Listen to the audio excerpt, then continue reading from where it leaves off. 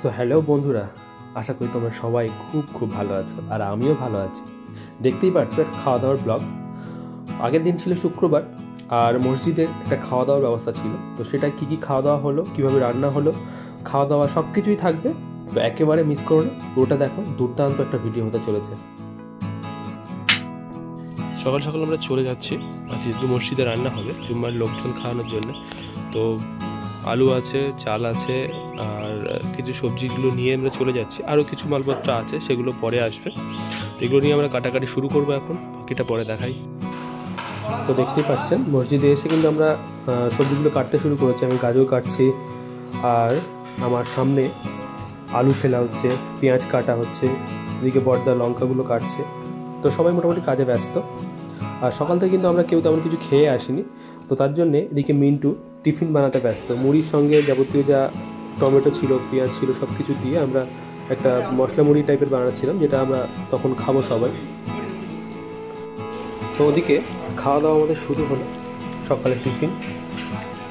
আর ওদিকে রান্নাও শুরু হয়ে গেছে অলরেডি। আলুগুলো প্রায় ভাজা হয়ে গেছে, দেখুন আলুগুলো আমরা ভেজে রাখছি এদিকে।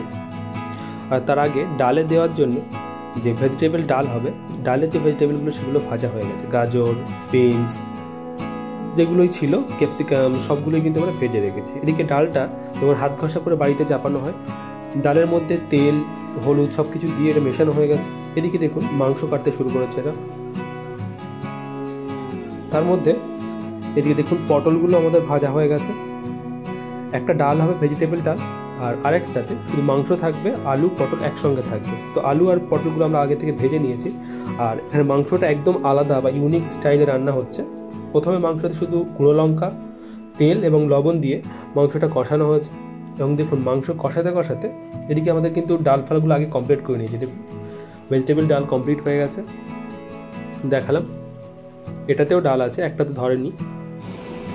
তো মাংসের যে গ্রেভিগুলো বেরিয়েছে ওগুলো আমরা তুলে নেবো, কারণ ওই গ্রেভি শুকোতে গেলে এখন অনেক সময় লেগে যাবে। বললাম যেটা একেবারে ইউনিক স্টাইলে রান্না হবে আজকে। ওই গ্রেভিগুলো আমরা টোটালি তুলে নেব। নেওয়ার পর শুকনো মাংসতে আমরা দিয়ে দেবো পেঁয়াজ। একে একে পেঁয়াজের সঙ্গে সঙ্গে আরও সব মশলাও আমরা এর মধ্যে দেবো। পেঁয়াজগুলো দিয়ে একটু ভালো করে নাড়িয়ে নিলাম, মিশিয়ে নিলাম সব মাংসের সঙ্গে পুরোটা। দেখুন পেঁয়াজগুলো কিন্তু পুরো মাংসের সঙ্গে ভালোভাবে মিশে গেছে। এরপর আমরা এর মধ্যে টমেটোগুলো দিয়ে দেবো। দেখুন কাটা টমেটোগুলো আমরা সবের মধ্যে দিয়ে দিচ্ছি। টমেটোগুলো আমরা একটু ভালো করে মিশিয়ে নেবো এর সঙ্গে।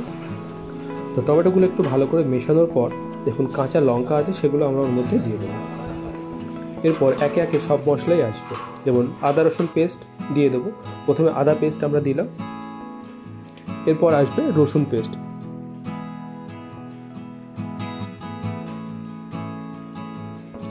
আদা রসুনটা দিয়ে অল্প একটু গুঁড়ো লঙ্কা আবার দিয়ে দেবো আমরা এর মধ্যে, দিয়ে ওটা ভালো করে কষাতে হবে। আর এদিকে দেখুন ওই যে গ্রেভিগুলো আমরা তুলে রেখেছিলাম, ওর উপরে যে তেলগুলো উঠছে ওগুলো আমরা তুলে তুলে এর মধ্যে দিচ্ছি। মাংসটা কষানো হচ্ছে এবং ওই তেলগুলো এর মধ্যে কিন্তু মেশানো হচ্ছে অল্প অল্প। তো গ্রেভির নিচের দিকে যে মশলাগুলো ওগুলো বাদ দিয়ে দেবো এবং ওই উপরে যে তেলগুলো সেগুলো আমরা এর মধ্যে তুলে দেবো। তো আমি অনেকক্ষণ ভিডিও করতে করতে ফোনটা একদিনের হাতে ধরিয়ে দিয়ে আমিও রান্নাতে হাত দিলাম। ততক্ষণে রিন্টু এসে গেছে, ও তো মাংস রান্না দেখেই খুশি ভীষণ। তো রান্না কিন্তু আমাদের প্রায় শেষ পর্যায়ে এসে গেছে, মাংসগুলো গলে গেছে, এবার একটু টেস্ট করতে হবে। তো আমার তো ভীষণ ইচ্ছা হয় রান্না করতে করতে খেতে, ভীষণ ভালো লাগে। তো আমিও সহ্য করতে পারলাম না, আমি একটু তুলে নিলাম এক পিস। সত্যিই বলছি টেস্ট কিন্তু অসাধারণ হয়েছিল। এখনও অনেক কিছু বাকি আছে। এর মধ্যে আমরা কিছু গুঁড়ো মশলা ছিল, মাংসের যে মিট মশলা বা ইটিসি, সেগুলো আমরা দিয়ে দিলাম। দিকে কিন্তু ভাত চাপানো হয়ে গেছে। আর মাংসটা যখন কমপ্লিট হয়ে গেছে, দেখছি আমরা গলে গেছে, ভেজে রাখা আলুগুলো আমরা ওর সঙ্গে মিশিয়ে দিলাম। এরপর কিন্তু আমাদের সাবধানে একটু নাড়ানাড়ি করতে হবে, কারণ বেশি নাড়লে আলুগুলো গলে যাবে। আর যে পটলগুলো আছে ওগুলো আমরা একদম শেষে মাংসের যখন ঝোল দেওয়া হয়ে যাবে তারপর দেবো। দেখুন ভালো করে আমরা মিশিয়ে নিলাম, কষানো এখনও চলছে। এরপর আমরা পরিমাণ মতো যতটা পরিমাণ আমাদের ঝোল লাগবে পুরোটা দিয়ে দিলাম, এবং ঝোলগুলো দেওয়ার পর একদম ফাইনাল ঝোল দেওয়ার পর তারপর কিন্তু ভেজে রাখা পটলগুলো ওর উপরে আমরা তুলে দেবো।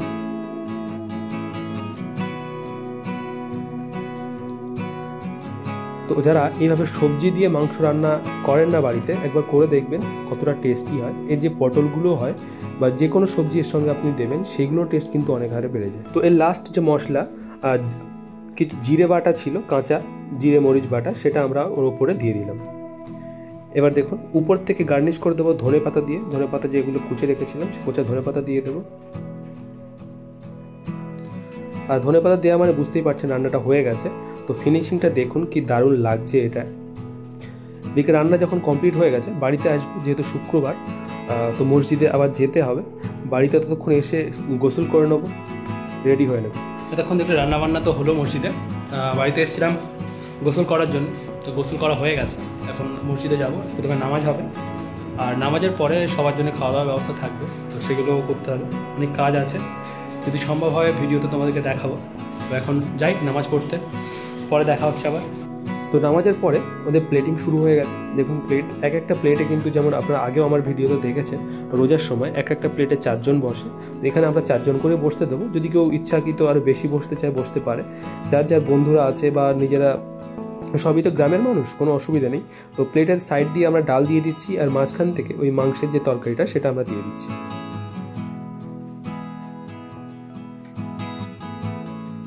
দেখুন মাংসের তরকারিটা আমরা মাঝখানে দিয়ে দিলাম, আর কিছু স্যালাডের জন্য শসা ছিল তো সেগুলো দিয়ে দিচ্ছে।